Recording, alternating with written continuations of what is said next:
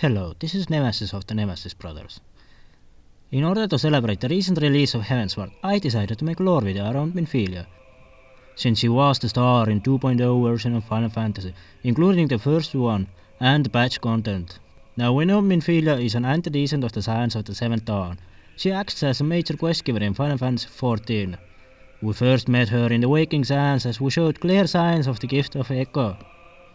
She asks us to join her, to stop the primal threat and ultimately save whole of Eorzea.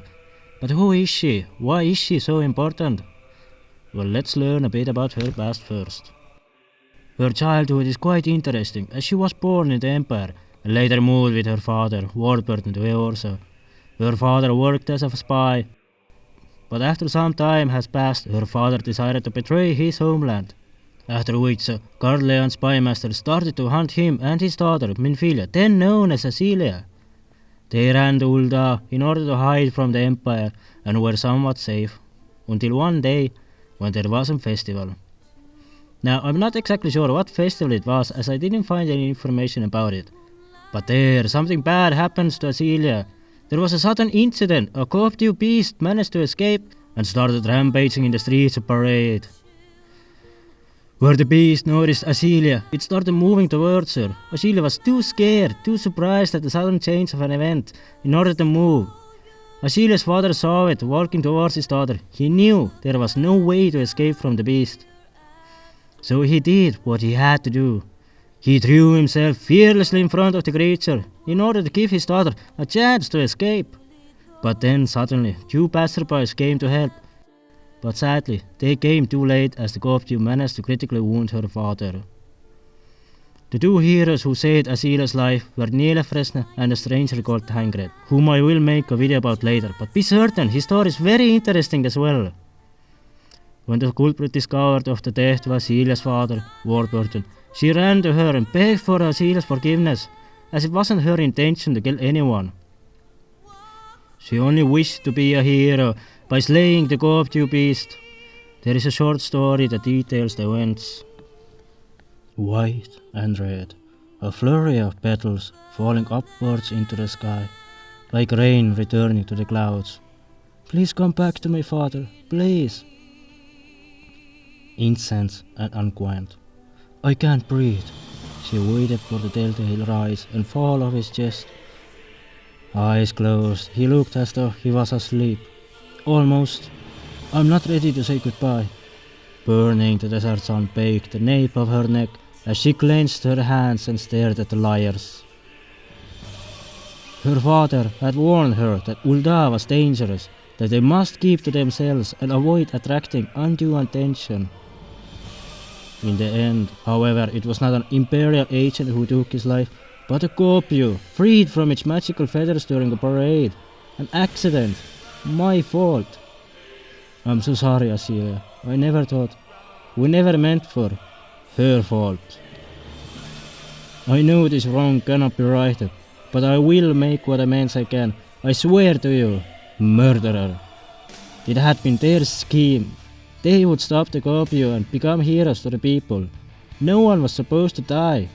But you will, all of you. Yet Flamen weathered her curses and held her tighter, even when it hurt you to do so. And though the hatred which once filled her heart did not vanish, it gave way to another sensation, a warmth. Acelia once thought lost to her mother. It was solely a means to maintain the fiction.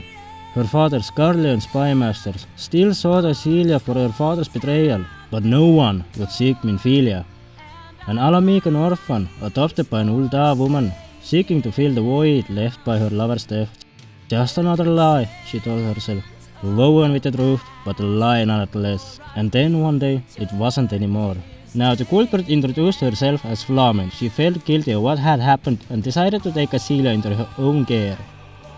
She renamed her the Minfilia as to not attract any attention from the Garlean Empire. Later, as time passed, Minfilia grew depressed to the point where she was desperate enough as to ask the aid of a necromancer, the same person who had slain the corpse beast who killed her father. What she asked was terrible. She wished to resurrect her father, to return him to his daughter's side. But alas, the plan did not work, as the necromancer was assassinated by a mysterious figure. Now I don't know who assassinated the necromancer, but I think it could be an assassin from the Empire or someone who didn't like necromancy very well. When she reached the age of 18, she met up with a friend called Tancred, who was one of the two who slayed the beast. Tancred gave her a letter which explained about the 6th Umbral era where the land was swallowed by the sea. 12 archons raised to fight the darkness, each whom bore the blessing. The letter continued. There are 2 things that are certain. 1. Their power that they bore was echo. And 2nd, and that you too bore the same power, Minfilia. Tancred then warned her that they may be on the verge of the 7th Umbral era, and that understanding and learning from the power of echo, the disaster could be stopped. He stated, "You have no obligation to us, nor to the realm, come to that. But for better or worse, this is your legacy." After that, she joined the circle and started traveling the world with a circus master called Louisoa. They searched the world for answers, but being she wasn't no scholar, she decided to find answers some other way. She sent letters to Louisoa detailing her travels. There are more like me, but different. We wander in the darkness alone. If we came together and shared our experiences, we might yet come to understand the power of echo, mayhap even control it. Louisa answered, "A splendid idea, yet one fraught with peril." He warned her, "As you well know, men are wont to fear the gifted. Proceed with caution, my child, and do not allow your true intentions to become known." Minfilia could not help but to smile as she read that letter and answer only that, "This child is more experienced than you think." After which she founded the Path of the 12. To outside lookers it was no different to other obscure religion sects devoted to the pursuit of spiritual knowledge. And at this point I'm going to end. There will be a part 2 to this video, where we will see how she will attempt to unite all of Eorsa into one banner. How does that go? Subscribe and find out!